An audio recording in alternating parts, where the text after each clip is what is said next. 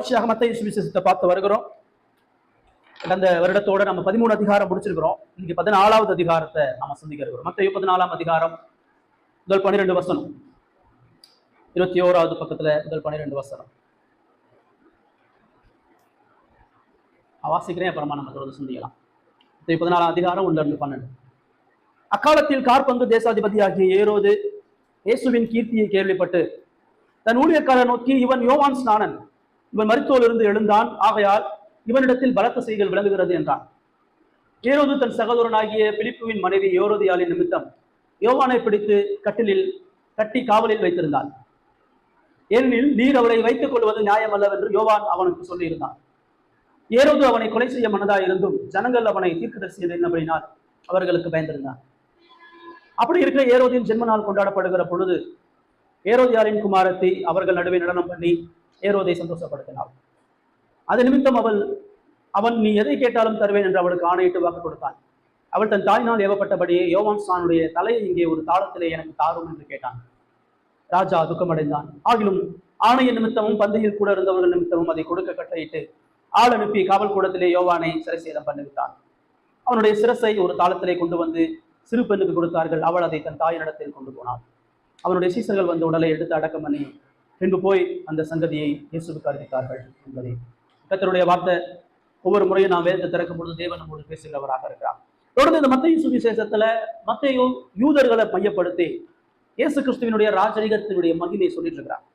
இந்த 13 அதிகாரம் 11, 12, 13 அதிகாரங்களை இயேசு தொடர்ச்சியா நிராகரிக்கப்படுகிறார். அவருடைய ஊழியர் எந்த அளவுக்கு வளர்ச்சோ அதே போல ஒரு பெரிய எதிர்ப்புகளை அவர் சந்திக்கிறார். மத தலைவர்கள் நிராகரிக்கிறாங்க. திரளான ஜனங்கள் அவரை விட்டு பின்வாங்கி போறாங்க. அவருடைய குடும்பம் அவருடைய ஊழியத்தை தடை செய்வதற்காக வர்றாங்க. தொடர்ந்து அவரை பெயல்சேபூனுக்கு வென்றாங்க. அநேக தூசணங்களை சொல்றாங்க. அவருடைய ராஜரீகத்தையும் அவருடைய மேன்மைகளையும் உதாசீனப்படுத்துறாங்க. ஆனா இயேசு தொடர்ச்சியா 13ஆம் அதிகாரத்துல 8 உவமைகள் அவர் சொல்றார். எல்லா ஜனங்கள் மத்தியில கடற்கரையில் நின்று 4 பிரதான உவமைகளை சொல்றாரு. அது ராஜ்யத்தினுடைய அவசியம், ஏன் ஒரு மனுஷன் கிறிஸ்துவனுடைய ராஜ்யத்துல இருக்கணுன்ற காரியத்தை சொல்றார். அதற்கடுத்து 4 உவமைகள் சீசர்கள் எவ்வளவு பெற்ற ஒரு பாக்கியத்தை பெற்றிருக்காங்க. அவங்க கையில பொக்கிஷமாக விலையேற பெற்ற முத்தாக கடவுளுடைய ராஜ்யம் எப்படி கொடுக்கப்பட்டதுன்னு சொல்றார். சொல்லி முடிச்சுட்டு அவர் தன் வளர்ந்த ஊரான நாசரேத்துக்கு வரார். 2ஆம் அதிகாரத்தில் நம்ம அதான் பார்த்தோம். 52-58 வசனத்துல அவருடைய சொந்த ஊர் ஜனங்கள் மறுபடியும் அவரை நிராகரிச்சு அவரை புறந்தள்ளி அவரை கொலை செய்வதற்கு முற்படுகிறத நம்ம கவனிக்கும். அதுக்கு அடுத்து 14ஆம் அதிகாரத்துல அக்காலத்தில் காற்பங்கு தேசாதிபதியாகிய ஏரோதுன்னு சொல்லி ஏரோதை குறிச்சு மத்தேயு சொல்றார். இந்த 15ஆம் அதிகாரத்தில் முதல் 12 வசனங்கள் மத்தேயு ஏரோத அந்த யூத மக்களுக்கு சொல்ல வரார். என்ன சொல்ல வரார்? இப்படி அனுப்பப்பட்ட ராஜாவை நீங்க நிராகரிச்சீங்க, அவருடைய மகிமையை நீங்க புறந்தள்ளீங்க. அப்படி நிராகரிக்கப்பட்ட அந்த கிறிஸ்து அந்த அந்த மக்களுடைய நிலை என்ன, நிராகரிக்கப்பட்டவர்களுடைய முடிவு என்ன, அதான் அந்த 14ஆம் அதிகாரம். இப்படி அனுப்பப்பட்ட சத்தியத்தை ராஜாக்களை தீர்க்கதரிசியை தொடர்ந்து நிராகரிக்கும் பொழுது உனக்கு ஏற்படக்கூடிய முடிவு என்னங்கிறத 14ஆம் அதிகாரத்துல அவர் சொல்றார். இயேசு கிறிஸ்துவிட்ட இருந்து அந்த ஊழியம் கிட்டத்தட்ட 2 வருட ஊழியம். இயேசு எப்ப ஊழியத்தை ஆரம்பிக்கிறார்னா யோவான் ஸ்நானன் எப்ப ஜெயிலுக்கு போறாரோ அப்பதான் ஊழியத்தை ஆரம்பிக்கிறார். யோவான் ஸ்நானகன் பிரசங்கித்து அநேக ஜனங்களுக்கு கடவுளுடைய வழியை காமிச்சிட்டு இருக்கிறார். அது வரைக்கும் இயேசு ஊழியம் பண்ணல. சொல்லப்போனா இயேசு யோவான் ஸ்நானகனுக்கு கீழே இருந்து யோவான் ஸ்நானனுடைய பிரசங்கத்தை கேட்டு யோவான் ஸ்நானகனுடைய ஊழியத்தை இயேசு அங்கீகரிக்கிறார். யோவான் ஸ்நானகன் தான் இயேசு ஞானஸ்தானம் பெறுகிறார். யோவான் ஸ்நானகனுக்கும் இயேசுக்கும் சிறு வயதிலிருந்தே நிறைய பழக்கம் இருக்கும். ஏன்னா ஒரே ஊர், ஒரே உறவினர்கள். எலிசபெத்து கர்ப்பவதி ஆகும் பொழுதே மரியாள் வந்து வாழ்த்துகிறார். எலிசபெத்து, மரியாள், யோசேப்பு இவங்கெல்லாம் கிட்டத்தட்ட ஒரே ஊரை சேர்ந்த ஒரே கிராம மக்கள், உறவுக்காரர்கள் தான். இப்ப இயேசு வளர்ந்து வரும் பொழுது யோவான் ஸ்நானனுடைய ஊழியத்தை அழைப்ப புரிந்து அவன் கர்த்தருக்கு வழியை ஆயத்தம் பண்ணக்கூடிய ஒரு தூதன் என்பதை புரிந்து சொல்லப்போனா இயேசுடைய ஊழியமும் யோவான் ஸ்நானனுடைய ஊழியமும் நிறைய சிமிலர் இருக்குதுன்னு நீங்க பார்க்கலாம். யோவான் ஸ்நானகன் என்ன பிரசங்கம் பண்ணாரோ அதான் இயேசு மனம் திரும்பி பரலோக ராஜ்யத்தை விசுவாசின்னு சொன்னார். யோவான் ஸ்நானகனுடைய ஊழியத்துல எவ்வளவு அதிகாரம் இருந்துச்சோ அதே அதிகாரம் இயேசுடைய ஊழியத்தில் இருந்துச்சு. யோவான் ஸ்நானகன் எப்படி பிரித்தெடுக்கப்பட்ட ஒரு பரிசுத்தமாக்க வாழ்க்கை வாழ்ந்தாரோ அதே இயேசு பண்ணார். யோவான் ஸ்நானகன் எவ்வளவு எளிமையா இருந்தாலும் அதே எளிமையான வாழ்க்கையை தான் இயேசு பின்பற்றினார். அப்ப இப்படி நிறைய ஒற்றுமைகள் இருக்கும் பொழுது இயேசுவுக்கு ஏற்பட்ட அந்த நிராகரிப்பு ஏதோ அவருக்கு புதுசா ஏற்படல. தொன்று தொட்டு இந்த இஸ்ரவேல் மக்களை தான் மன்னித்துக்கிறார். பழைய ஏற்பாட்டு காலத்துல இருந்து கடவுள் அனுப்புகிற ரட்சகர்களை, கடவுள் அனுப்புகிற மத்தியஸ்தர்களை இவர்கள் தொடர்ந்து நிராகரிக்கிறதா அவர்களுடைய சுபாவம். அது இயேசுவுக்கு முன்னாக ஊழியம் செய்திருந்த யோவானுக்கு அதுதான் நடந்துச்சு. யோவான் ஸ்நானகன் எப்படி நிராகரிக்கப்படுகிறான், நிராகரிப்பினுடைய விளைவுகள் என்னன்றதான் மத்தேயு ஃபோக்கஸ் பண்ணி சொல்றார். அப்ப காற்பந்து தேசாதிபதியாகிய ஏரோது, காற்பங்குனா 4/1 பிலாத்து வந்து தேசாதிபதியா இருக்கிறான் முழு இஸ்ரவேலுக்கும். அதுக்கு மேல ராயர்கள், அகுஸ்து ராயன் பேரரசனா இருக்கிறான். அந்த பிலாத்துக்கு கீழே இந்த ஏரோதுன்னு சொல்லும் பொழுது நீங்க மத்திய 2ஆம் அதிகாரத்துல இயேசு குழந்தையா பிறக்கும் பொழுது பெத்லகேம்ல 2 வயதுக்கு உட்பட்ட எல்லா குழந்தைகளையும் கொல்லக்கூடிய ஒரு ஏரோதை பார்க்கலாம். அந்த ஏரோது இல்லை. ஏரோதுன்றது பெயர் கிடையாது, ஏரோதுன்றது பட்டம். ஏரோது என்று 4 பகுதிகளில் ஒரு பகுதிக்கு ஆளுநர், ஒரு பகுதியை ஆளுகை செய்கிறவன் தான் ஏரோதுக்கு அர்த்தம். அப்ப மத்திய 2ஆம் அதிகாரத்துல பாக்குறவங்க தான் மகா பிரதான ஏரோதுன்னு சொல்லுவாங்க, கிரேட் ஏரோது. அவனுடைய பிள்ளைகள் 4 பிள்ளைகள் பார்க்கிறான்.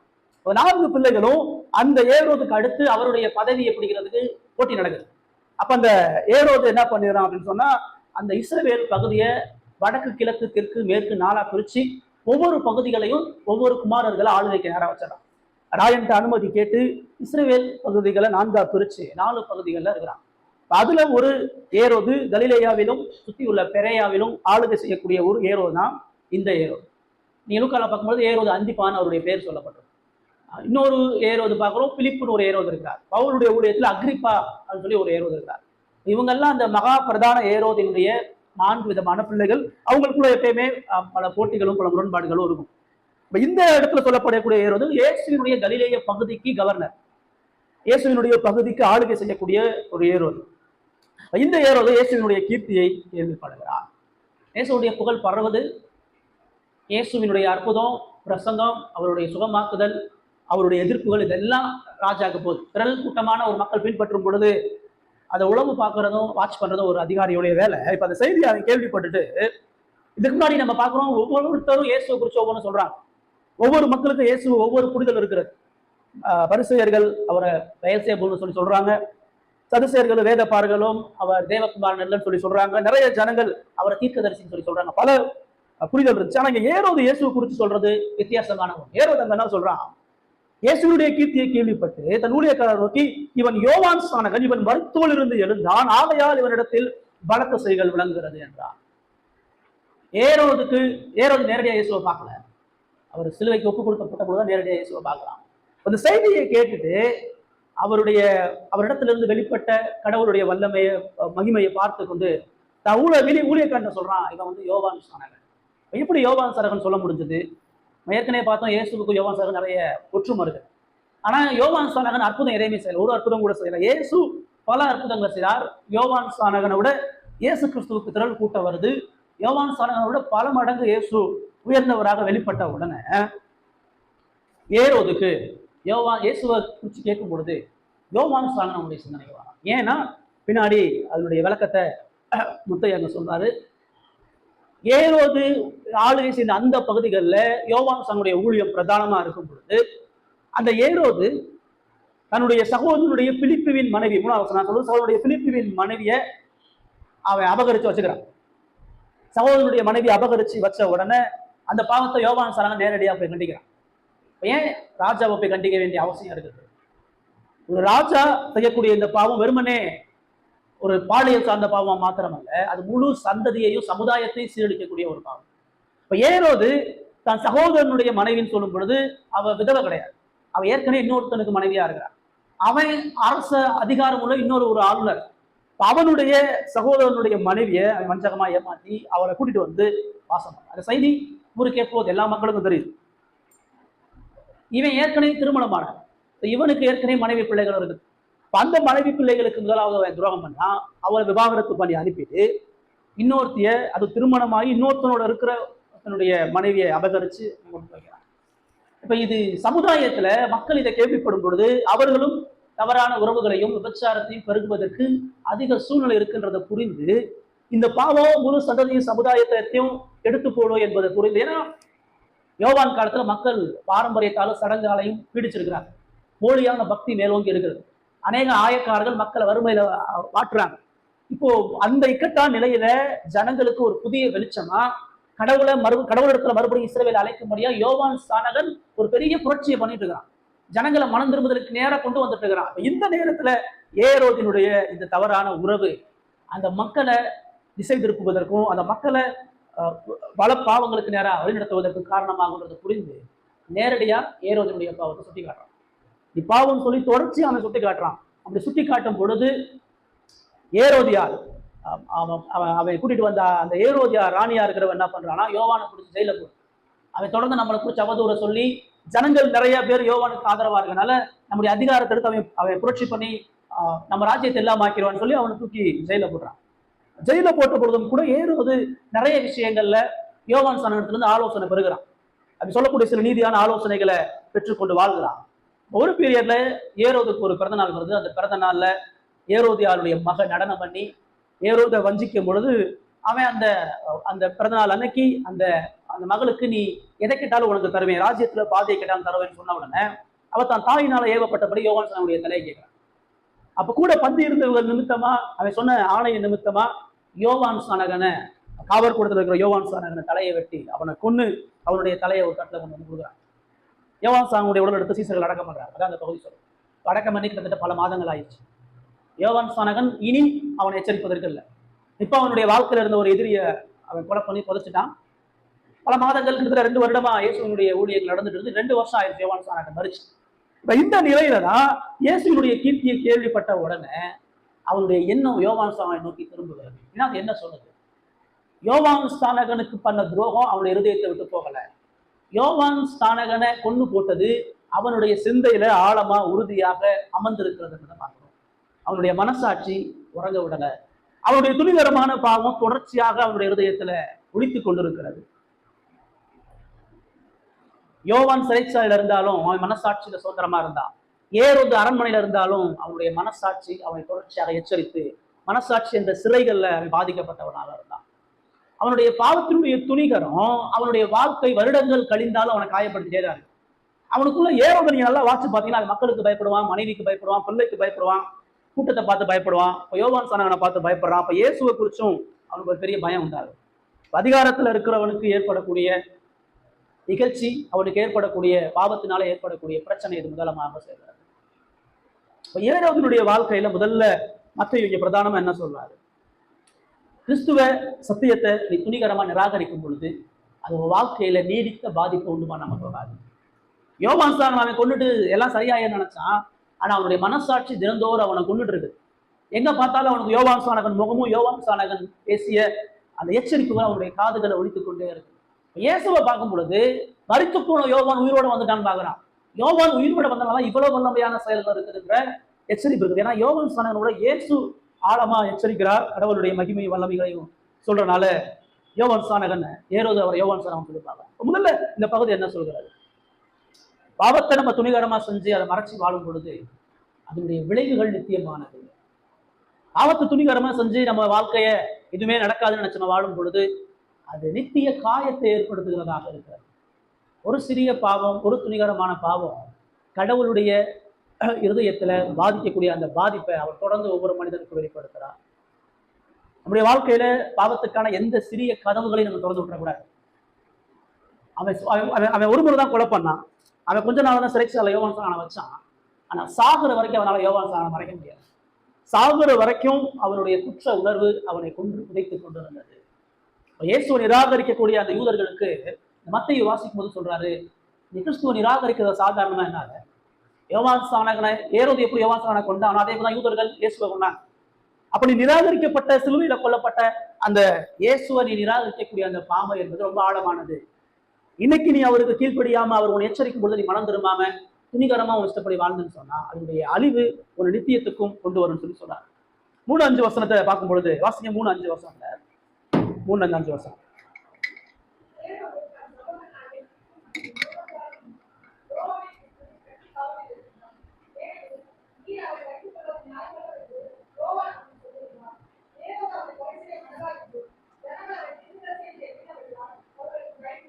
ரைட். மத்த இப்போ ஏன் ஜனங்கள் நிராகரிக்கிறாங்க? ஏரோது யோவான் ஸ்நானகனை கொலை பண்ணதுக்கான காரணம் என்ன? ஏன் அவன் கொலை பண்ண மத்தவங்க எக்ஸ்பிளைன் பண்ணும்போது சொல்றாரு, இந்த மாம்சத்தின்படி வாழ்ந்தவன். மாம்சத்தின்படி வாழ்ந்தவன் சொல்லும்போது 5 அடிப்படையான விஷயத்த சொல்றாரு. ஏரோது தன் சகோதரனாகிய பிலிப்புவின் மனைவி ஏரோதியாளின் நிமித்தம் அப்படின்னு சொல்லி சொல்லப்படுறாரு. இவன் ஒரு ஆளுநர். அந்த காலத்துல இயல்பாவே அதிகாரத்துல உள்ளவங்க ஒன்றுக்கு மேற்பட்ட மனைவிகளை வச்சிருப்பாங்க. அவனுக்கு மனைவி மறுமனையாட்டிகள் எப்பயுமே அதிகமாக தான். இப்ப இவன் ஏற்கனவே இவனுக்கு அநேக மனைவிகளுக்கு கூடிய வாய்ப்புகள் அதிகம். இவன் ரொம்ப எளிமையா ஒரு பொண்ணை டிவோர்ஸ் பண்ணிட்டு இன்னொரு பொண்ணை அவன் திருமணம் பண்ணலாம். அவன் ஒரு பெண்ணை விவாகரத்து பண்ணிட்டு இன்னொரு கன்னியான ஒரு பெண்ணை திருமணம் பண்ணலாம். இவனுக்கு அநேக வாய்ப்புகள் சுதந்திரம் இருக்குது. ஆனா அவன் அதை செய்யல. அவனுடைய மாம்சத்தினுடைய இச்சை இன்னொரு மனிதனுடைய மனைவியின் மீது இருந்தது. அது இன்னொரு மனிதன் என்பவன் ஒரு பாமரன் இல்ல, அவன் ஒரு ராஜா, ஒரு ஆளுகைக்குரிய ஒரு ராஜா. இன்னொன்னு அவன் அவனுடைய சகோதரன், அவனுடைய சொந்த சகோதரனுடைய மனைவியின் மீது அவன் இச்சை கொண்டு அந்த பாலியல் இச்சையின் நிமித்தமா வரக்கூடிய அவமானங்களை யோசிக்கல, வரக்கூடிய விளைவுகள் எதையுமே யோசிக்கல. அவனுக்கு அவனுடைய ஆசை நிறைவேறணும், அவன் விரும்புறது நடக்கணும். அது உலகம் என்ன பேசினாலும் பரவாயில்ல, குடும்பம் என்ன பேசினாலும் பரவாயில்ல, யாரு என்ன அவமானப்படுறாலும் பரவாயில்ல, அவன் ஆசைப்பட்டது நடக்கணும். அவன் மேல ஆசைப்படுறான், போறான், அவளை பேசுறான், அவளை அபகரிச்சு அவளை கொண்டு வந்துடுறான். துணிகரமான பாவம் ஏன் காணப்படுதுன்னு சொன்னா, சுய அடக்கம் இல்லாதவன், இச்சை அடக்கம் இல்லாத, செல்ஃப் கண்ட்ரோல் இல்லாதவன் கிறிஸ்துவையும் சுவிசேஷத்தை வெறுப்பான். மாம்சத்துக்கு தீனி போடுகிறவன், மாம்ச இச்சைகள் நிறைவேற்றுவதற்கு இஷ்டத்தின்படி வாழக்கூடியவன், அவன் எப்பொழுதுமே சுவிசேஷத்தை கிறிஸ்துவை எதிர்ப்பான். ரெண்டாவது, மாம்சத்தின்படி வாழ்றவன் நம்ம எப்படி பார்க்கிறோம்? அவன் விளைவுகள் ஆசைப்படுறான். அவனுடைய தீர்மானம் அவனுடைய சகோதரனுடைய மனைவியை அபகரிக்கும் பொழுது அது எவ்வளவு பெரிய ஆபத்தை கொண்டு வர நம்ம உணரணும். முதல் ஆபத்து, அவனுடைய குடும்ப உறவுகள் உடையும். அவனுடைய மனைவியோ அவனுக்கு ஏற்கனவே கூடிய பிள்ளைகளோடோ அந்த சமாதானமான ஒரு உறவுக்குள்ள இருக்க முடியாது. அவனுடைய சகோதரன், அவனுடைய தகப்பன், இன்னொன்று அவனுடைய சொந்த குடும்பத்துல உள்ளவங்களுக்கு துரோகம் பண்றான். தன்னுடைய சகோதரனுடைய மனைவியை அவன் வச்சுக்கிறான். அப்ப அந்த பிலிப்பு இந்த அந்திப்பாவை கொள்றதுக்கு எவ்வளவு முயற்சி பண்ணான். ஒரு ராஜாவுடைய குடும்பம் அபகரிக்கப்படுகிறது, சூறையாடப்படுகிறதுனா அவன் சும்மா இருப்பானா? அப்போ அந்த ராஜா அவனுடைய படைகளை வச்சு இவன் அழிப்பதற்கு, இவன் ராஜ்யத்தை ஒண்ணுலாமாக்குறதுக்கு எவ்வளவு செய்வான். அந்த சமுதாயம் எவ்வளவு இவனால சீர்கட்டு போகும். அவனுக்கு பிறக்கக்கூடிய பிள்ளைகள் இவனை போல எவ்வளவு துணிகரமான பாவத்தை செய்ய அஞ்சாதவர்களா இருப்பான். அது நித்தியமா அந்த தலைமுறையும் அந்த தேசத்தையுமே சீரழிக்கக்கூடிய பாவம். யோவான் ஏன் இதை கண்டிக்கிறான்னு சொன்னா, அவனுக்கு நல்லா தெரியும் இஸ்ரவேல் மக்கள் இந்த பாவத்தினாலதான் அவங்க சோரம் போனாங்க. அவர்கள் புறஜாதி பெண்கள் மேல ஆசை வச்சு அவர்கள் திருமண உறவுல வீழ்ந்து போய் அவர்கள் பாலியல் பாவங்கள் அதிகமா செஞ்சனாலதான் நாடு கடத்தப்பட்டாங்க. அவர்களுடைய தேசம் சுட்டரிக்கப்பட்டது, அவர்களுடைய ஆலயம் சூறையாடப்பட்டது. ஏற்கனவே அடிமைத்தனத்திலிருந்து விடுதலையாகி தட்டு தடுமாறி அந்த எருசலேமை அவங்க கட்டியிருக்கிறாங்க. இப்ப ரோம அடிமைத்தனத்துல ஏற்கனவே அவங்க பாடுபட்டு இருக்கிறாங்க. இப்ப ஏரோது இப்படிப்பட்ட துணிகரமான பாவத்தை அவன் செய்து தேசத்தை ஒரு பாலியல் சீர்கீட்டுக்கு நேராக நடத்தும் பொழுது அது அந்த தேசத்தினுடைய சீரழிவுக்கு இன்னும் துணிகரமாக போகும் அப்படின்றத தெரிஞ்சுதான் அவன் கண்டிச்சு அந்த விளைவை குறித்து சொல்றான். ஏரோதுக்கு போய் என்ன சொல்லிருப்பான், நீ எவ்வளவு பெரிய தப்பு பண்ணிட்டு இருக்கிற, இது வெறுமனே உன் ஆசை இச்சை நிறைவேற்றுகிறதும் அல்ல, இது குடும்பத்தையும் சமுதாயத்தையும் சந்ததியும் தேசத்தையும் அழிக்கக்கூடிய பாவன்றதை நீ யோசிக்கலையான்னு சொல்லி சொல்றான். இதெல்லாம் அவனுக்கு தெரியும். ஏரோதுக்கு இந்த எல்லா விளைவுகளும் தெரியும். இந்த எல்லா விளைவுகளையும் அவன் தெரிஞ்சுதான் முன்னாடி இங்கே கூட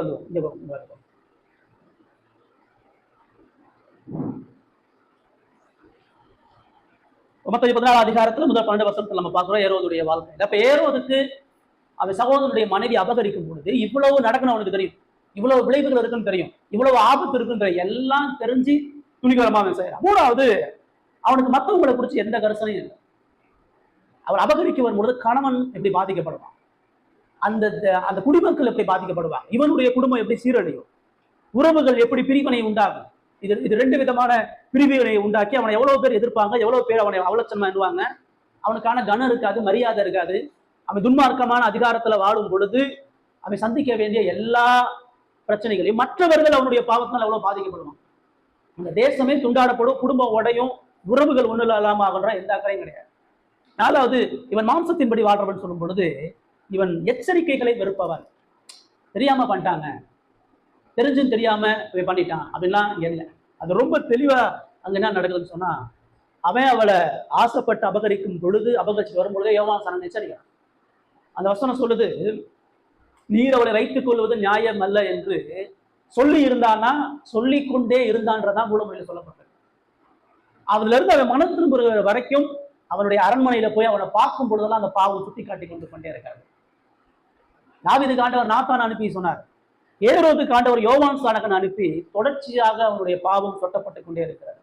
ஆனா எந்த எச்சரிக்கைகளையும் அவன் கவனிக்கிறார். அவன் எவ்வளவு சொன்னாலும் அது எல்லாத்தையும் அவன் துணிகரமா எண்ணி போறான். அடுத்து அவன் என்ன செய்யறான்னு பார்த்தா, அவன் அதை நிமித்தம் யோவான் சாணகனை பிடித்து யோவான் சாணகனை கொலை செய்யவும் தயாரா இருக்கிறான். அவனை கொலை பண்றதுக்கு மனதா இருந்தும் ஜனங்கள் நிமித்தமா அவன் பயந்து சிறைச்சாலையில் கொண்டு போய் அவன் போடுறதை நம்ம பார்க்கணும். சத்தியத்தை அடக்கி வைக்கிறான், உண்மை எல்லாம் பார்க்கறான். கடவுளுடைய சார்பா இருக்கக்கூடிய ஒரே ஒரு தீர்க்கதரிசி யோவான் ஸ்நானகன் தான். அவனுடைய வாயை அடக்கி அவனை ஜெயில போட்டு அவனுடைய ஊழியத்தை நிறுத்துறான். அநேக ஜனங்கள் மனம் திரும்புவதற்கான தடை ஏற்படுகிறது. சுவிசேஷத்தினுடைய கிறிஸ்துவை விசுவாசிக்க முடிவதற்கான எல்லா இடைப்பாடுகளையும் அவன் ஏற்படுத்தி கொடுக்குறான். அவனுடைய ஒரு பாவம் இத்தனை விஷயங்களை கொண்டிருந்த பொழுதும் அவரிடத்துல இந்த மனம் திரும்புதல் காணப்படும். மத்தேயு கிறிஸ்துவை நிராகரிக்கக்கூடிய பாவத்தை சொல்லும் பொழுது, நீ மாம்சத்தின்படி வாழ்றது ரொம்ப ஆபத்தானது. அவர்கள் இயேசுவை ஏன் பேசேபுன்னு சொன்னா, இயேசுவை ஆண்டவரா மேசியாவாக ஏன் விசுவாசிக்கலன்னு சொன்னா, அவர்கள் மாம்ச கண்கள்னால பார்த்தாங்க. அவர்கள் மாம்ச இச்சைக்கு தீனி போடுகிறவர்களாக இருந்தாங்க. அவர்களுடைய புகழ்ச்சி எல்லாம் வெளித்தோற்றமா இருந்துச்சு. அவர்களுடைய ஆசை எல்லாம் உலகமா இருந்துச்சு. அவர்களுடைய விருப்பம் எல்லாம் மாம்சத்தை நிறைவேற்றுவதற்கும் இந்த உலகத்தில் இருக்கக்கூடிய ஐஸ்வர்யத்தை இன்பங்களை அனுபவிக்கக்கூடியதா இருந்தனாலதான் அவரை ராஜாவா மேசியாவாக அவர்களால உணர முடியாது. இந்த பகுதி நமக்கு என்ன சொல்கிறது? நான் ஏறுவது மாதிரி இல்லைங்க, ஏன்ட்டு எப்படிப்பட்ட பாவம்லாம் இல்லைங்க, நான் ஏறுவதை விட எவ்வளவு பெட்டரா வாழ்றேங்க. மத்த இவங்க அந்த யூதர்களுக்கு என்ன சொல்றான்னு சொன்னா, கிறிஸ்துவையும் சுவிசேஷ அதிகாரத்தை நிராகரிக்கக்கூடிய ஒவ்வொரு மனிதனும் ஏறுவதை போலதான் இருக்கிறான். ஒருவேளை நம்முடைய வாழ்க்கையில விபச்சாரம் காணப்படாம இருக்கலாம், ஆனா நம்முடைய வாழ்க்கையில நம்முடைய மாம்சத்துக்கான வேற பல பாவங்கள் மூடு இருக்கும். ஒருவேளை நம்முடைய சுபாவம் கோபமா இருக்கலாம், பொருளாசையா இருக்கலாம், பொறாமையா இருக்கலாம், சோம்பேறித்தனமா இருக்கலாம், உழைப்பை விரும்பாதவர்களா இருக்கலாம், இழப்ப செய்யாதவர்களாக இருக்கலாம். நம்முடைய ஏரோதினுடைய பிரச்சனை வெறுமனே பாலியல் சார்ந்த பாவம் மாத்திரம். ஏரோதினுடைய பிரச்சனை அவருடைய சொந்த ஹிருதயம். என் வாழ்க்கை ஏன் இஷ்டப்படி வாழ்வேன், என்னை யாரும் தொந்தரவு பண்ணக்கூடாது, என் வாழ்க்கை யாரை காயப்படுத்தாலும் எனக்கு பிரச்சனை இல்லை, என் வாழ்க்கை நிமித்தம் எவ்வளவு விளைவுகள் வந்தாலும் எனக்கு பிரச்சனை இல்லை, எனக்கு நான் விரும்பிய சந்தோஷம் கிடைக்கணும், எனக்கு நான் விரும்பிய சமாதானம் கிடைக்கணும், எனக்கு நான் விரும்பிய பாதுகாப்பு கிடைக்கணும், அதனால எந்த விளைவுகள் வந்தாலும் கவலை இல்லைன்னு வாழ்ற ஒவ்வொரு மனிதனும் ஏரோதை போலதான் வாழ்றான். பாவத்தில் இருக்கக்கூடிய ஒவ்வொரு மனிதனுடைய ஹிருதயம் இந்த ஏரோதை போலதான் இருக்கும். அவனுக்கு சத்தியம் முடியாது.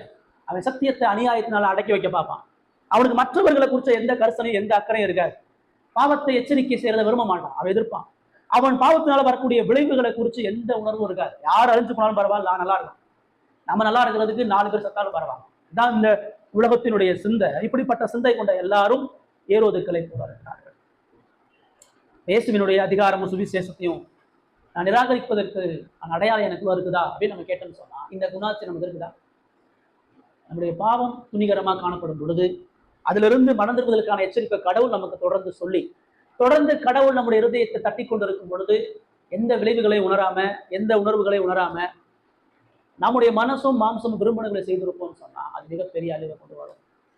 இந்த சமுதாயம் எல்லாம் பார்த்தீங்கன்னா இந்த பாலியல் சார்ந்த பாவத்தை போல ஒரு பெரிய பாதிப்பை இந்த உலகத்தில் பார்க்க முடியாது. நீங்க டிவியை ஓப்பன் பண்ணா, செல்லை ஓப்பன் பண்ணா, நடந்து போகும் பொழுது அட்வர்டைஸ்மெண்ட் எல்லாத்துலயும் இந்த பாலியல் சோதனைகள் தான். எல்லா இடத்துலையும் மாம்சத்துக்கான எல்லா பாவ இச்சைகளையும் போற்றக்கூடிய அளவுக்கு தான் இன்னைக்கு இருக்கக்கூடிய மீடியா, மூவிஸு, சாங்ஸு எல்லாமே பார்த்தீங்கன்னா இன்னொருத்தனுடைய பொருள், இன்னொருத்தனுடைய உடை, இன்னொருத்தனுடைய சரீரம், இதன் மேல ஆசைப்படக்கூடிய இச்சை தான். தேவன் இதை ஆரம்ப காலத்துல இருந்து பழைய ஏற்பாட்டுல இருந்து இதை துணிகாரமா எச்சரித்து தாவீதை ஒண்ணு இல்லாம ஆக்குறது இந்த பாவம் தான். இதுக்கப்புறம் பத்சேபாவுக்கு அப்புறம் தாவீது எந்திரிச்சு நிற்கவே முடியல. அவருடைய குடும்பம் சீரழிஞ்சு பிள்ளைய ஒழுங்கா வளர்க்காம கடைசி காலத்திலே வனாந்திரத்துல போய் உட்கார்ந்து ஒரு துக்கமான ஒரு மரணத்தை சந்திச்சான். சாலமோனுடைய மகிமை கரைப்பட்டது இந்த பாவம் தான். அவர் புறஜாதி பெண்களை விரும்பி இருக்கிற வழிபாடு பண்ண உடனே கடவுள் அவனை கடைசியில கொண்டு வந்து ஒடுக்கி உட்கார வச்சதை நம்ம பார்க்கிறோம். வேதத்துல தேவன் இந்த பாவத்தை அணுகிறது போல வேற எந்த பாவத்தையும் அணுகல. இந்த பாவம் ரொம்ப ஆபத்தானது. அது நம்மை அழிக்கக்கூடியது மாத்திரமல்லாம தலைமுறையாக பாதிக்கக்கூடியது. லோத்து தன்னுடைய பிள்ளைகளை பரிசுத்தமா வளர்க்காதனால அந்த பிள்ளைகள் அவனோடு உறவு கொண்டு இந்த பாலியல் பாவங்களை ஈடுபட்டனால அம்மோனையும் மோவாபையும் ஆண்டவர் ஒரு பொழுதும் மனம் திரும்புவதற்கு கொண்டு வாங்க. இஸ்ரவேலுக்குள்ள பெலிஸ்தீன் வரலாம், புறஜாதிகள் வரலாம், ஆனா அம்மோனும் மோவாபியும் உள்ள வரக்கூடாதுன்னு சொன்னாங்க. சோதோம் கொமோரா ஆண்டவர் கண்ட கத்தால இருந்துச்சு. வாழக்கூடிய சமுதாயம் இப்படிப்பட்ட மோசமான ஒரு கலாச்சாரத்தை நோக்கி போகிறார். வாலிபராக இருக்கக்கூடிய நீங்க யோசிக்கணும். வாலிபத்துல பரிசுத்தத்தை பாதுகாப்பது போல முக்கியமான வேலை வருது.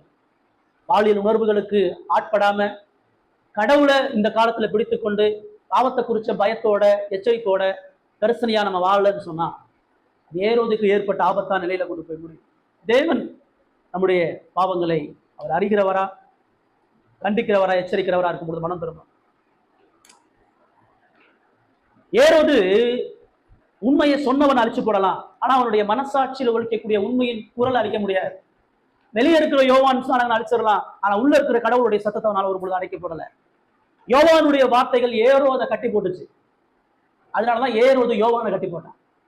கடவுளுடைய சத்தியம் அவனை குத்தி அவனை ஒண்ணும் இல்லாம ஆக்குச்சு. அவன் தாழ்வுபடுத்தி மனம் திரும்புறதுக்கு பதிலா யோவானுடைய வாயை கட்டி போட்டு வச்சான். அதாவது ஒரு மனுஷன் சத்தியத்தின் நாவை அடக்கலாம், ஆனா அந்த நாவை பயன்படுத்தக்கூடிய தேவன் அடக்க முடியாது. அவன் பிரசங்கத்தை கேட்காம காதை அடைக்கலாம், கடவுளுடைய எச்சரிக்கையை கேட்காம காதை அடைக்கலாம். தேவன் வேதத்திலிருந்து அவனுடைய பாவத்தை சுட்டி காட்டும் பொழுது அதை அசட்டு செஞ்சு போகலாம்.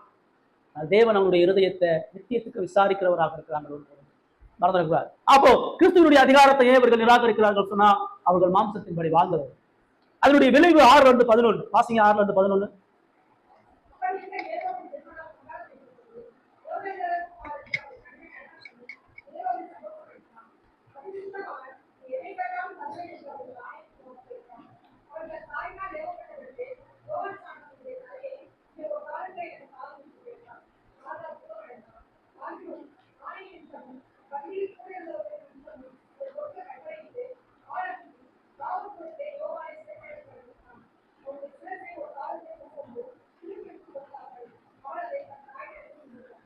ரைட்.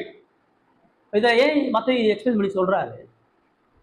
ஏரோது இயேசுவை பார்த்துட்டு இயேசு யோவான் மாதிரி நினைச்சான், அவனை ஜெயிலில் போட்டான், அவனை கொண்டு கொலை செய்தான் முடிச்சிருக்கலாம். ஆனா அவன் டீட்டெயில்டா எக்ஸ்பிளைன் பண்றாரு. ஏரோது அவனுடைய மாம்ச இச்சையினுடைய விளைவு. அவன் தொடர்ந்து எச்சரிப்புகளை மறுத்து விளைவுகளை அசட்டை பண்ணி மற்றவர்களை குறித்து அக்கறை இல்லாம சத்தியத்தை அடக்கி சுவிசேஷத்துக்கு எதிராக செயல்படும் போது அதனுடைய விளைவுகள் எங்கெங்கெல்லாம் இருக்கிறது, எங்க அதை கொண்டு போய் நிறுத்துகிறது. அவன் ஏரோதை பிடிச்சி ஜெயில போறான். அவன் ஜெயில போட்டும் கூட ஏரோதின் இடத்துல அநேக ஆலோசனைகளை அவன் பெற்று வந்தான். நீ மத்தியில் அதை மார்க்ல அதை வாசிக்கலாம். அப்படி இருக்கும் பொழுது 6வது வசனம் சொல்லுது, ஏரோதினுடைய ஜென்ம நாள் கொண்டாடப்படுகிறது போது. ஜென்ம நாள்னா பர்த்டே, அவனுடைய பிறந்த நாள் செலிப்ரேட் பண்ணப்படுகிறது. அந்த காலத்துல ராஜாவினுடைய பிறந்த நாள் வெகு விமர்சையாக அனுசரிக்கப்படுகிறது வரலாறு நமக்கு சொல்லுது. அப்ப அந்த பிறந்த நாள்ல ஏரோதியாளின் குமாரத்தி இளவரசி, ஏரோதியால்னா ராணி, ஏரோதியாளோட குமாரத்தி இளவரசி அவர்கள் நடுவே நடனம் பண்ணி ஏரோதை சந்தோஷப்படுத்தினார். இப்ப நடனம் பண்றதுன்னா ஏதோ பரதநாட்டியம் நினைச்சிடக்கூடாது. அந்த காலத்துல டான்சிங் கேர்ள்ஸ் நிறைய பேர் இருப்பாங்க.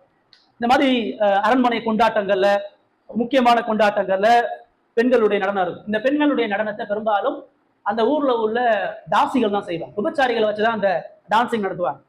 ஸோ இது அரச குலத்துல இருக்கிற யாரும் இந்த நடனத்துக்கு வரமாட்டான், நடனத்தை செய்ய மாட்டான். அப்ப பின்பகுதியில அந்த ஏரோதியானுடைய குமாரத்தி அவ ஏன் வருகிறான்றத நமக்கு பின்பகுதி அதை சொல்லுது. அப்ப அந்த ஜென்ம நாள் கொண்டாடப்படுகிற பொழுது ஏரோதியாரின் குமாரத்தி வந்து நடனம் பண்றாங்க.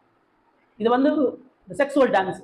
இங்க நம்ம கோவில் திருவிழாலாம் பாத்தீங்கன்னா அந்த கரகாட்டன்ற பேர்ல இரட்டை அர்த்த வசனங்களோட அரைகுறை ஆடையோட இந்த பாலியல் உறவுகளை தூண்டக்கூடிய காரியங்கள் நடைபெறும். இங்க இல்ல, நார்த்லயும் அப்படிதான். எல்லா தேசங்களையும் அது இருக்கு. எல்லா தேசங்களையும் ஃபெஸ்டிவல் விழாக்காலன்னு சொன்னா அங்க குடியும் போதையும் பாலியலை தூண்டக்கூடிய இந்த கிளப் டான்ஸ் இது எல்லாமே வெளிநாடுகளில் இருக்கு, நம்ம பார்க்கிறோம். இப்ப அது அரச காலத்துல இருந்தே இருக்கு. இப்ப அரசருடைய அந்த பிறந்த நாள்ல அநேக சுவையான உணவுகள் பரிமாறுகிற அதே வேலையில மாம்ச இச்சைகளை தூண்டக்கூடிய இந்த மாதிரி ஆபாச நடனங்கள் செய்யப்படும். இப்ப ஏரோதியார் யாரு? இளவரசி. இளவரசிக்கு இருக்க வேண்டிய கனம் மேன்மை அது எல்லாம் போய் அறகுறை ஆடையோட வந்து அந்த தலைவர்கள் முன்னாடி வாழ்றான். பார்க்கறது யாரு? தகப்பன். இந்த ஏரோதியருடைய குமாரத்து என்பது இந்த ஏரோதுக்கு பிறந்ததா அல்லது பிலிப்பினுடைய மகளான்னு தெரியாது. எப்படி பார்த்தாலும் அவன் அவளுக்கு தகப்பன் ஸ்தானத்துல இருக்கிறேன். அவன் தகப்பன் ஸ்தானத்துல இருக்க வேண்டியவன் மகளை அறகுறையா ஆடை விட்டு பார்க்கிறான். அவள் அனுப்புனது அவளுடைய ஏரோதியா தான் அவள் அனுப்புறான். ராணி தான் மகளை அரைகுறை ஆடையோட ஏரோதை பிரியப்படுத்தும்படியாக அனுப்புகிறான். அதை குறிச்சு பார்க்கிறோம். அவன் நடனம் பண்ணி ஏரோதை சந்தோஷப்படுத்தினார். அவன் குறிச்சு வெக்கப்படலை. அதாவது அந்த விபச்சார பாவத்தினுடைய இச்சை எவ்வளவு பெரிய அழிவை கொண்டு போய் நிறுத்துறது, அது எவ்வளவு பெரிய அவமானத்தை கொண்டு போய் நிறுத்துகிறதுன்றது இந்த பகுதி நமக்கு சொல்லுது. எவ்வளவு பெரிய அவமானத்தை கொண்டு போய் நிறுத்துகிறத பார்க்கலாம். இப்ப மாம்சத்தினுடைய விளைவுகள் முதல்ல என்னது? அவனுக்கு ஒரு டெம்பரவரி ஹாப்பினஸ் அங்க இருந்துச்சு, ஒரு தற்கால சந்தோஷம், குறுகிய கால சந்தோஷத்தை உடையவனாக அவன் செயல்படுகிறத அங்க நம்ம கவனிக்கிறோம். ரெண்டாவது, அவ டான்ஸ் ஆடுறா, அவங்க குடிச்சு வெறிச்சு அதனுடைய இன்பங்களை மகிழ்ந்து இருக்கிறாங்க. அப்படி மகிழ்ந்து இருக்கும் பொழுது அவன் சொல்றான், அது நிமித்தம் நீ எதை கேட்டாலும் தருவேன் என்று அவளுக்கு ஆணையிட்டு வாக்கு கொடுத்தான். போதை வந்து மூளையை சிந்திக்க விடாது. பாலியல் இச்சை வந்து பொது அறிவை இல்லாம ஆகிடும். காமன் சென்ஸ் இருக்க. எல்லா விதமான போதை பழக்கமும் அட்டாக் பண்றது மூளையை தான். அதனால அது மிருகம் மாதிரி செயல்படுவான். குடிக்கிறவன், பல போதைகள் இருக்கிறவன் எல்லாமே பார்த்தீங்கன்னா மனித தன்மையை அளந்துடும். இப்போ ஒரு ராஜ அதிகாரத்துல இருக்கிறவன் அவனோட இச்சைக்கு தீனி போட்டனால என்ன பேசுறோம், எதை சொல்றோம், எதை வாக்கு கொடுக்கணுன்ற எந்த உணர்வும் இல்லை. அவன் ஆடின உடனே அவன் சொல்றான், நீ ராஜ்யத்துல எதை கேட்டாலும் நான் தர்றேன், ராஜ்யத்துல பாதியானும் தரேன் மார்க்ல சொல்லப்படுகிறது. இதுல சொல்றான் நீ என்ன கேட்டாலும் தர்றேன். சொல்ல நம்ம ஒரு ராஜாவுடைய வாயில இந்த உழவு மதீனமான ஒரு வாக்கு தந்தம் வரலாமா? நியாயாதிபதிகள் எப்பா சொல்றான், நான் போர்ல ஜெயிச்சுட்டு வந்தா வழியில வர்ற எதை வேணாலும் பலியிடுவேன்னு சொல்றான். ஆண்டவர் அவனுடைய மதியினத்தை வெளிப்படுத்துவதற்கு அவன் மகளை அனுப்பினார். இப்ப இங்க அதே மகள் மூலமாக இவனுடைய மதியினை இங்க வெளிப்படுகிறது. அவனுக்கு வஞ்சகம் தெரியல. அவன் யோவான் ஸ்நானனுடைய தலையை கேட்பான், அவனுக்கு தெரியல. அவன் ஏதோ பொருளையோ பணத்தையோ வேற எதையாச்சும் விலை மதிப்புள்ள காரியத்தை கேட்பான் நினைச்சிட்டு இருக்கா. ஆனா அவனுடைய சிந்தனைக்கு மாறா அவன் யோவான் ஸ்நானனுடைய தலையை இங்கே தாரும் சொல்லி கேட்கிறான். ஒரு நீதிமான், ஒரு தேவனுக்கு பயந்த ஒரு பரிசுத்தவான், கடவுளால் வல்லமையாக பயன்படுத்தக்கூடிய ஒரு உன்னத தேவ மனிதன் கொலை செய்யப்பட வேண்டும்ன்றது அந்த விண்ணப்பம். அது வசனம் சொல்லுது, ராஜா துக்கம் அடைந்தான் சொல்லி சொல்லப்படும். என்ன துக்கம் அடைஞ்சு? ஐயோ, ஒரு தேவ மனிதன் நம்ம சொல்றோமே, ஒரு தேவ மனிதனுடைய தலை, அதுக்கு அவன் துக்கம் அடையலை. ஏன்னா அந்த பின்பகுதி அங்க என்ன சொல்கிறது, அவன் அவனையும் நிமித்தமும் பந்தியில் கூட இருந்தது நிமித்தமும் அதை கொடுத்து கட்டளையிட்டான். அவனுடைய துக்கம் யோவான் ஸ்நானகன் சாகரான்றதல்ல குற்றம், துக்கம் அதனால ஏற்படக்கூடிய விளைவுகள். யோவான் ஸ்நானகனுக்கு இவனுக்கு ஓரளவு யோவான் ஸ்நானகன் பிடிக்கும். யோவான் ஸ்நானகன் அநேக நன்மைகள் ஆலோசனைகளை பெற்றனால அவன் சிறைச்சாலையே ஆயுள் கைதியா இருந்து சத்தால் பரவாயில்ல நினைச்சிட்டு இருக்கிறான். இப்போ யோவான் ஸ்நானகனுடைய தலையை கேட்ட உடனே யோவான் ஸ்நானகனுடைய சீசர்கள் எப்படி தன்னை எதிர்ப்பாங்க, யோவான் ஸ்நானகனை பின்பற்றக்கூடிய ஜனங்கள் தன்னை அழிச்சிருவாங்களான்ற ஒரு பயம், அரசியல் ரீதியா தனது பதவி போயிடுமான்ற ஒரு பயம், சுத்தி உள்ள அந்த ராஜ அதிகாரத்தில் இருக்கக்கூடியவர்கள் சொன்ன ஆணையை நிறைவேற்றாம போன அவர்கள் மத்தியில வாக்கு மாறியான ஒரு கோலையா, ஒரு பலவீனனா ஆக்கப்படுவான்ற பயம். அவனுக்கு மக்கள் மீது பயம், அரசு அதிகாரிகள் மீது பயம், ஏரோதியால் மீது பயம், செய்யாம போன அவை எவ்வளவு வருத்தப்படுவா துக்கப்படுவான்ற பயம். அந்த துக்கத்துல அவன் ஆள் அனுப்பி அந்த சிறைச்சாலையில யோவானுடைய தலையை வெட்டும்படியாக ஆளை அனுப்பிவிடுறாங்க. எந்த குற்ற உணர்ச்சி இல்லை, எந்த பயமும் இல்லை. யோவான் ஸ்நானகனை விடுதலை பண்ணக்கூடிய சித்தமே இருந்தாலும் அவன் செய்ய முடியாதபடி அவனுடைய வீழ்ச்சி எவ்வளவு பெரியதுன்றதை பார்க்கிறோம். அவன் செய்யறது புத்தியினோம் மதியினோம். உண்மையாகவே யோவான் எதிர்க்கல, யோவான் அனுப்பிய தேவன் எதிர்க்கிறான் எல்லாமே தெரியும். இது எல்லாம் தெரிஞ்ச பொழுதும் அவன் ஊமையனா நாவை அடக்கிட்டு அவர்களுடைய விண்ணப்பத்துக்கு அநீதியும் தெரிஞ்சு துணிகரமாக அதுக்கு தன்னை ஒப்புக் கொடுத்தான். இதே நான் பிலாத்து பண்ணான். பிலாத்துக்கு முன்னாடி இயேசுவை கொண்டு வந்து நிறுத்தும் பொழுது பிலாத்துக்கு தெரியுது அவர் உண்மையான், அவர் சத்தியவான், அவர்கிட்ட எந்த குற்றம் இல்லைன்னு தெரியுது. பிலாத்துவினுடைய மனைவி சொல்றா, அந்த நீதிமான ஒண்ணும் செய்யாத, நான் சொப்பனத்துல பாடுபட்டேன்னு சொல்லி சொல்றா. அது விசாரிச்சு பார்க்கறான், இயேசுட்ட எந்த குற்றமும் இல்லை. ஆனாலும் இயேசுனால விடுதலை பண்ண முடியல.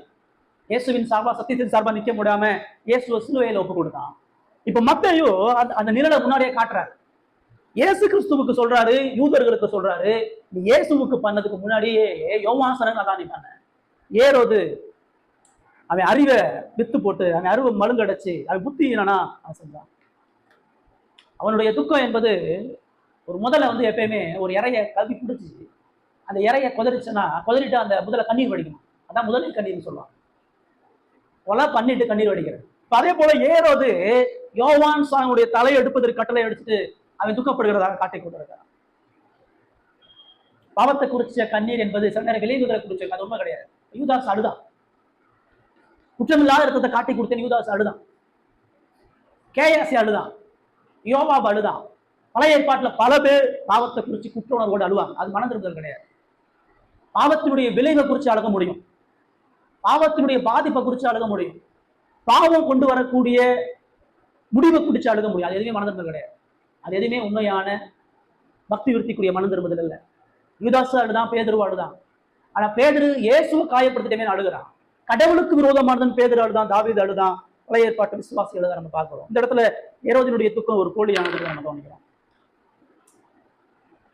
நாலாவது அவனுடைய மாம்சத்தின் விளைவுகள் அவனுக்கு ஒரு தாழ்வு மனப்பான்மையை உருவாக்குறது. அவன் பந்தியில் கூட இருந்தவர்கள், அவனுக்கு பிரச்சனை எல்லாமே கூட இருக்கிறவன், அவன் கொடுக்கப்பட்ட ஆணை மத்த முன்னாடி அவமானப்பட்டுருவோமே, மத்த முன்னாடி தலை குனிஞ்சிருவோமே தான் நினைச்சானே ஒழிய தேவனுக்கு முன்பாக வெட்டப்படுவோமேன்னு யோசிக்கிறேன்.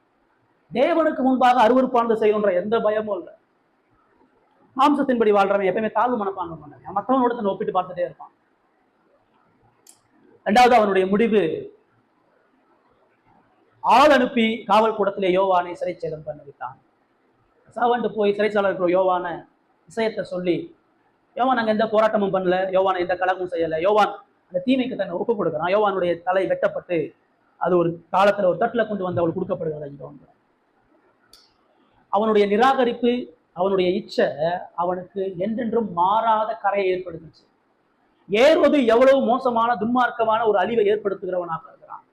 அவனுடைய பாலியல் இச்சை ஒரு மிகப்பெரிய தேசத்துக்கான மீட்பையே தடை செஞ்சு ஒரு மிகப்பெரிய ஜனங்களுடைய எழுப்புதலுக்கே இருளை அணைத்து போடுகிறதாக இருக்குதுன்றதாக சொல்றாரு.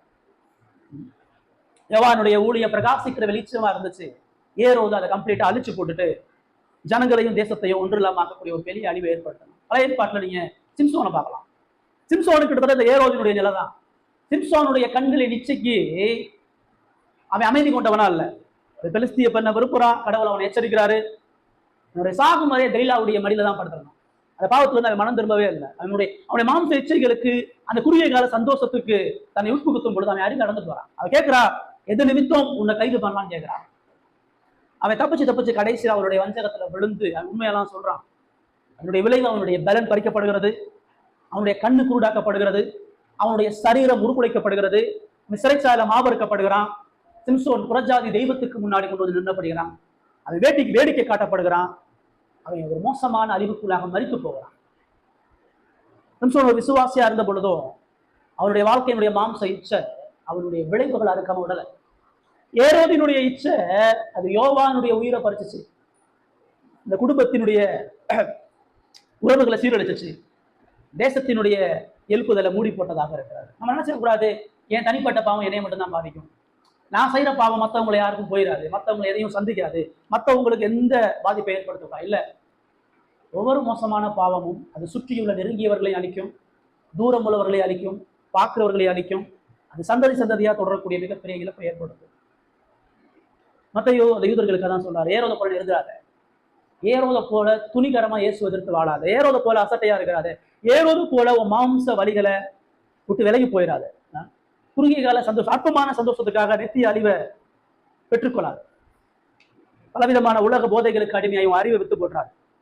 போலியான பாவ துக்கத்துக்கு உன்னை ஏற்படுத்துறாரு. தாழ்வு மனப்பான்மை கொண்டவனா மோசமான ஒரு அழிவு சொல்ற எச்சரிப்ப மத்தையோ கொடுக்குறார். நமக்கும் தேவன் இந்த பகுதியில் எச்சரிக்கை. கடைசியா 12வது வசனம் வாசனம்.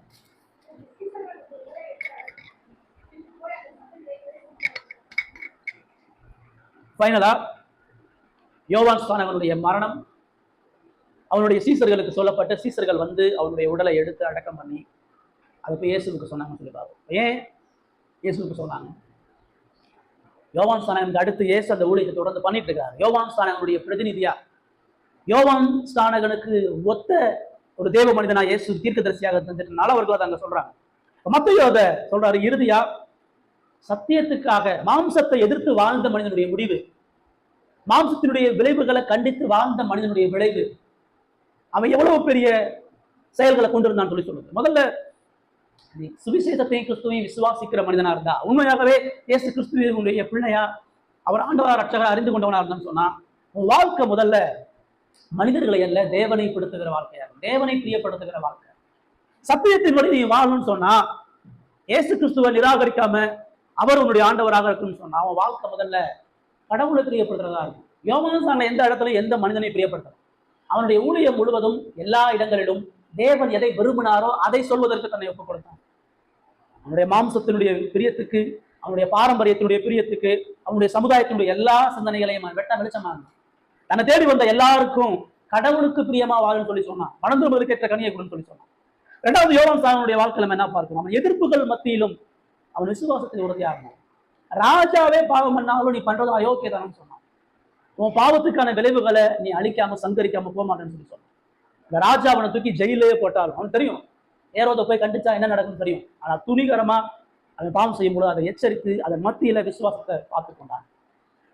மூணாவது, யோவான் ஸ்நானகனை குறித்து நம்ம என்ன பார்க்கணும் சொன்னா, அவன் நித்திய விளைவுகளை உணர்ந்தவன். அவன் கண்டுக்காம விட்டு போயிருந்திருக்கலாம். எல்லாரும் யோக்கியமா வாழ்றான், எல்லாரும் மோசமா தான் வாழ்றான், இந்த ராஜா மட்டும் நல்லா வாழ்ந்த என்ன புண்ணியம் அவன் போல. ஏரோதினுடைய பாவம் எந்த விளைவுகளை கொண்டு வருன்றதை புரிந்தான். கடவுள் மறுபடியும் இஸ்ரவேலை ஒன்றுலாம் ஆகிடுவார். ஏரோதுடைய ஒரு பாவம் முழு தேசத்தையும் ஒன்றுலாம் ஆகிடும். சாலமோனுடைய ஒரு பாவம் தேசத்தை ரெண்டா பிரிச்சுச்சு. தாவீதுடைய ஒரு பாவம் குடும்பத்தை ஒன்றுலாம் ஆகுச்சு.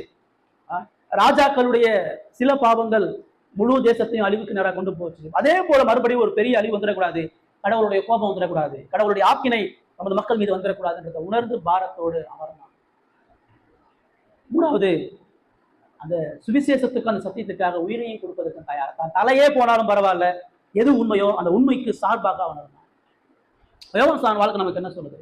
ஒரு கடவுளுடைய மனிதனுடைய வேலை என்பது ஜனங்களுக்கு பிரியமானதை சொல்றதல்ல, தேவனுக்கு பிரியமானதை சொல்றது. ஆனா இன்னைக்கு பாருங்க, இன்னைக்கு சபையெல்லாம் மக்களுக்கு பிரியமானதான் சொல்லுவான். மக்களை காயப்படுத்தக்கூடாது, மக்களை கஷ்டப்படுத்தக்கூடாது, மக்களுடைய பாவத்தை சுட்டி காட்ட முடியாத சபைகளை தான் நம்ம பார்க்கிறோம். மக்களுக்கு போலியான ஆறுதலையும் சமாதானத்தையும் ஆசீர்வாதத்தையும் சொல்லக்கூடிய காரியத்தை பார்க்கிறோம். யோவான் சானகன் மூலமா மத்தேயு இயேசு கிறிஸ்துவினுடைய ஊழியத்தை நமக்கு விளக்கப்படுத்தும் பொழுது, கிறிஸ்து அவர் தேவனை பிரியப்படுத்துவராக இருந்தார். இப்ப இயேசுனுடைய நிராகரிப்புக்கான காரணம் என்ன? யோவான் சானகனை எது நிமித்தம் நிராகரித்தாக்கப்பட்டாரோ அதே தான் இயேசு. யோவான் சானகனுடைய இயேசு அவங்களுடைய மாய்மாலத்தையும் அவங்களுடைய போலியான பக்தியும் தோலுக்கு காட்டினார். அதனால நிராகரிச்சார். உண்மையான நீதி பிரசங்கிக்கப்படும் பொழுது அது மக்களால் ஏற்றுக்கொள்ளப்படாதுதான், அது பலரை எரிச்சலடைய செய்யும் தான். அவர்கள் சத்தியத்தையும் நீதியை பிரசங்கிப்பவர்களும் குற்றம் சாட்டி அழிக்க முற்படக்கூடிய மக்களாக இருக்க முடியும். ஆனால் அது நிமித்தம் தேவன் தமது ஜனங்களுடைய வாழ்க்கையில சகலத்தையும் மகிமைக்கு நேரம் நடத்துகிறவராக இருக்கார் என்ற விசுவாசம் நமக்கு இருக்கு. யோவானுக்கு ஆபத்து வரும்னு தெரிஞ்சுதான் அவன் விபச்சாரத்தையும் பாவத்தையும் கண்டிப்பதற்கு ஒரு பொழுதும் தயங்கலன்னு சொல்லிப்பாங்க. யோவான் சானகன் இந்த பூமியில தலையை இழந்தாலும் பரலோகத்துல கிரீடத்தை அணிந்து கொண்டான். அவன் இந்த உலகத்தால தலை துண்டிக்கப்பட்டாலும் தேவனது பரிசுத்த சமூகத்துல மகிமைக்குரிய கிரீடத்தை அவன் சுதந்திரச்சான்னு சொல்லிப்பாங்க. உலகம் அவனை வெறுத்தாலும் அவன் ஆவிக்குரிய ரீதியில தைரியம் உள்ளவனா, சத்தியத்துல எந்த சமரசமும் பண்ணாதவனா இருந்தான். ஏரோதின் மூலமா யோவான் சானகனுக்கு ஏற்பட்ட நிலைதான் இனி பரிசேயர்கள் மூலமா பிலாத்து மூலமா இயேசு கிறிஸ்துவுக்கு ஏற்பட போகிறது என்பதை மத்தேயு இந்த வாசிக்கக்கூடிய யூதர்களுக்கு சொல்றார். யோவான் சானகனுக்கு ஏற்பட்ட முடிவை விட இயேசுவினுடைய முடிவு ரொம்ப ஆழமானது. நிராகரிப்பும் அபிசுவாசமும் இறுதியா இங்கதான் முடியும். ஒரு மனுஷன் சுவிசேஷத்தை தொடர்ந்து நிராகரிக்கும் பொழுது, கடவுளுடைய வார்த்தையை அசத்தியா வாழும் பொழுது, அவன் தேவனையும் கிறிஸ்துவையும் கொலை செய்யக்கூடிய அளவுக்கு அவன் தனியா போவான். இந்த பகுதியில 12 வசனத்துல மத்தேயு இந்த வாசிக்கக்கூடிய மக்களுக்கு என்ன சொல்றாரு? வாழ்க்கையில இந்த இயேசுவை நிராகரிக்கிறாங்க. உன் மாம்சத்துக்கு தீனி போடாத, உன் இச்சையின்படி வாழாத, உன் பாலியல் பாவத்துக்கு எச்சரிக்கை உள்ளவனாரு, உன்னை பரிசுத்தமா பாதுகாத்துக்கோ, உலகத்திலிருந்து பிரித்தெடுக்கப்பட்டவனாரு, சத்தியத்துக்காக ஜீவன் கொடுக்கிறவனாக இருந்தார். ஏன்னா இயேசு கிறிஸ்துவினுடைய ஊழியம் இப்ப இயேசு இந்த எதிர்ப்புகள் மத்தியில சோர்ந்து பலவீனப்பட்டு எல்லா வகையிலும் சொந்த ஜனங்கள் நிராகரிக்கப்பட்டிருக்கிறார். இயேசுக்கு ஒரு செய்தி வருது, உங்களுக்கு முன்னாடி ஊழியம் பண்ண யோவான் சத்தியத்துக்காக ஜீவனை கொடுத்து மறித்திருக்கிறான் வருது. யோவானுடைய மரணத்தை இயேசு உட்கார்ந்து கேட்கும் பொழுது அவருக்கு என்ன வந்துடும்? தன்னுடைய முடிவை உறுதிப்படுத்தியிருப்பார். தன்னுடைய சிலுவை மரணத்தினுடைய உறுதி அவருக்கு சொல்லப்படுகிறது. இரண்டாவது, ஒரு பாவியான ஒரு யோவான் சானகன் ஸ்திரீனிடத்துல பிறந்தவனா இருந்தாலும் கடவுளுடைய பார்வையில ஒரு பாவியான மனுஷன். அந்த பாவியான மனிதனே தேவனுக்காக ஜீவனை கொடுக்கும் பொழுது நான் எவ்வளவு வைராக்கியமா ஊழியம் பண்ணணும். யோவான் சானகன் எவ்வளவு தைரியத்தோடு ஏரோதையும் சமுதாயத்தை எதிர்க்கும் பொழுது நான் இந்த ஜனங்கள் மத்தியில எப்படி தனது அன்பையும் தனது நியாய தீர்ப்பை எச்சரிப்பையும் சொல்ல வேண்டும் என்கிற வைராக்கியத்தையும் பலனையும் யோவான் சானகனுடைய சாட்சி இயேசுவை தன்னை மரணத்துக்கு நேராக ஆயத்தப்படுத்தியதாக இருந்தது. விசுவாச சாட்சியா வாழும் பொழுது, சத்தியத்துக்கு பிரியமா வாழும் பொழுது அது மற்றவர்களுடைய ஆவிக்குரிய வாழ்க்கையில அனலை மூட்டி எழுப்பிவிடும். அது விழுந்து போகிற அநேக ஜனங்களுக்கு ஆவிக்குரிய விடுதலையும் பரிசுத்தமாகுதலையும் கொடுப்பதற்கு போதுமானதாக. இந்த பகுதியில் வந்து நீங்கள் நான் என்ன கத்துக்கிறோம் சொன்னா, நான் கிறிஸ்துவினுடைய பிள்ளைன்னு சொன்னா என்னுடைய மாம்சத்தை ஜெயிக்கிறவனாக இருக்கணும், என் மாம்சம் விரும்புகிறத செய்யாதவனாக இருக்கணும், என் வாழ்க்கையை ஏன் எப்படி வாழக்கூடாது, எனக்கு எது பிடிக்கும், எனக்கு எது சந்தோஷம், எனக்கு எது பாதுகாப்பு, எனக்கு எது நிம்மதி வாழக்கூடாது. நான் கிறிஸ்துவுக்கு பிரியமா வாழ்றதுக்காக என்னை அர்ப்பணித்துன்னு சொன்னா நான் சத்தியத்திற்காக வாழுகிறவனாக இருக்கணும், நித்திய மகிமைக்காக ஜீவனை இழப்பதற்கு ஆயத்தம் உள்ளவனாக இருக்கணும். அவன் தான் விசுவாசிப்பான், அவன் தான் பின்பற்றுவான், அவன் தான் இயேசுவினுடைய பிள்ளையை அடையாளப்படுத்துவான். மாம்சத்தின்படி வாழ்கிறவன் மாம்சத்தினுடைய விளைவுகளை எதை விதிக்கையோ அதை அறுப்ப. வாழ்க்கையில இப்ப எது ஆசையா இருக்கோ அந்த ஆசையினுடைய விளைவுகளை நீ சுந்தரிக்க தான் போற. உன்னுடைய விருப்பமும் உன்னுடைய பாவங்களும் ஒரு பொழுதும் கடவுளுக்கு மறைக்கப்படாது. நீ எதை விதைக்கிறையோ அதனுடைய பலனை நீ கட்டாயம் சுந்தரிக்க தான் போற. நீ சத்தியத்துக்காக விதைக்கிறியா? நீ கிறிஸ்துவுக்காக விதைக்கிறியா? கிறிஸ்துவுக்காக போராடுகிறையா? அப்ப நான் எப்படி என் மாம்சத்தை ஜெயிக்கிறது? எப்படி மாம்சத்தினுடைய விளைவுகளை நான் இருந்து பாதுகாக்கிறது? எப்படி சத்தியத்துக்காக யோவான் சானகனை போல வாழுகிறதுன்னு சொன்னா நீங்க கிறிஸ்துவை தான் பார்க்கணும். இயேசுவினுடைய சிலுவை மரணம் தான் இந்த மூணுக்குமான பலனை கொடுக்குது. இயேசுனுடைய சிலுவை மரணம் என்ன சொல்லுது? உன் இஷ்டப்படி வாழாம உன் மாம்சத்தை ஜெயித்து வாழுன்னு சொல்லு. அவருடைய மாம்சத்தில் அவருக்கு ஏற்பட்ட போராட்டம், சோதனைகள் எல்லாவற்றிலும் அவர் கிறிஸ்துவினுடைய பிதாவினுடைய நியாய பிரமாணத்தையும் பிதாவினுடைய வாக்குத்தத்தையும் பற்றி கொண்டவராக அதுல உண்மையுள்ளவராக இருந்தார். மாம்சத்தை ஜெயிக்கணும்னு சொன்னா ரத்தம் சந்தனம். மாம்சத்தை ஜெயிக்கணுன்றது அவமானம் வரும். மாம்சத்தை ஜெயிக்கணும் பாடு வரும். மாம்சத்தை ஜெயிச்சா நிராகரிப்பு வரும், மனக்காயங்கள் வரும், சமுதாய புறம்பாக்குதல் வரும், பொருளாதார நெருக்கடி வரும், எல்லா இடங்களாலும் பகைக்கப்படும். மாம்சத்தின் விளைவுகள் நம்மை அழிவுக்கு நேராக கொண்டு போகும். அவமானம் உண்டு, அடிகள் உண்டு. சிலுவையை சுமக்காம மாம்சத்தை ஜெயிக்க முடியாது. பாடுகளுக்கு உட்படுத்தாம மாம்சத்தை ஜெயிக்க முடியாது.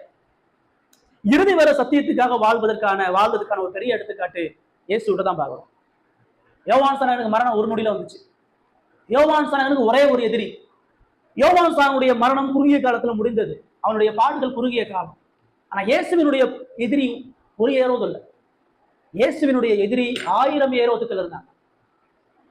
எல்லா வல்லமையும் கொண்ட உலகத்தின் அதிபதியான பிசாசு முதல் எதிரியாக இருக்கிறான்.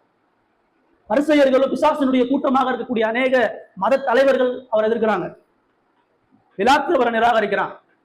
அவருடைய சொந்த சீசர்களால் கைவிடப்படுகிறார். குடும்பம் அவரை நிராகரிக்க, சொந்த ஜனங்களால் கைவிடப்படுகிறார். எல்லாவற்றிற்கும் மேல பிதாவாகிய தேவனை எதிரியா வந்து நிற்கிறார். எல்லாத்தையும் வெற்றி கொள்வதற்கு அவர் தன்னை அர்ப்பணித்தார். யோவானுடைய மரணம் நொடி பொழுது நடைபெற்றது. ஆனா இயேசுவினுடைய மரணம் 30 வருடங்களா நடைபெற்றது.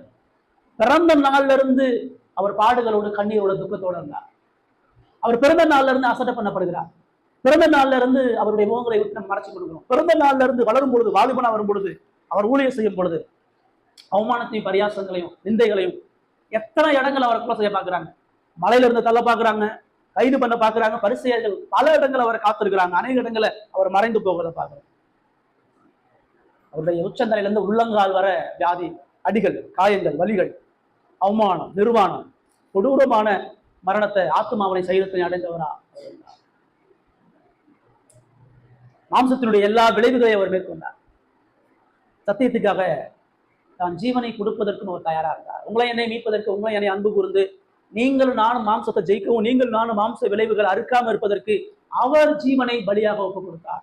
அவர் விசுவாசிக்கிற நீங்களும் நானும் அவரை போல வாழாம ஒரு பொழுது மாம்சத்தை ஜெயிக்க முடியாது. ஏரோதுவினுடைய வாழ்க்கை உங்களுக்கு எனக்கு ஒரு பெரிய எச்சரிப்பை சொல்றது. உங்களுடைய வாழ்க்கை சத்தியத்தின்படி வாழ்ந்த யோவான் சாணன் போல இயேசு போல இருக்கிறதா, அது மாம்சத்தின்படி வாழ்ந்த ஏரோது போல இருக்க ஆராய்ச்சி பார்த்து மனம் திரும்பவும் ஆண்டவர் நம்மை நேசித்து தமது ஜீவனை ஒப்பு கொடுத்து மாம்சத்தை தனது ஆவியினால வெற்றி கொண்டு உங்களுக்கு எனக்கு ஒரு நிச்சய வாழ்வை கொடுத்திருக்கிறார். அந்த வாழ்வை ஒரு இடத்துல கேட்பான், வாழ்க்கை சரியில்லை, என் வாழ்க்கை அநேக நேரங்களில் ஏரோது போல துணிகரமா இருக்குது, ஏன் இஷ்டப்படி வாழ்றேன், என்னுடைய பாவத்துடைய விளைவுகளை உணராம இருக்கேன், அந்த எச்சரிப்புகளை நான் புறந்தழுகிறேன், உங்களுக்கு பயப்படுகிற பயமும் சத்தியத்தை குறித்த பாரமான ஒரு இருதயம் எனக்கு இல்லாமல் இருக்கிறது, என்னை சரிப்படுத்துங்க, என்னை காப்பாற்றுங்க, எனக்கு உயிர்ப்பீதல் கொடுங்க, எனக்கு சந்தோஷத்தை மகிழ்ச்சியை ஆண்டவர்கிட்ட கேட்போம். தேவன் இந்த வார்த்தைகளை ஆசீர்வதிப்பார்.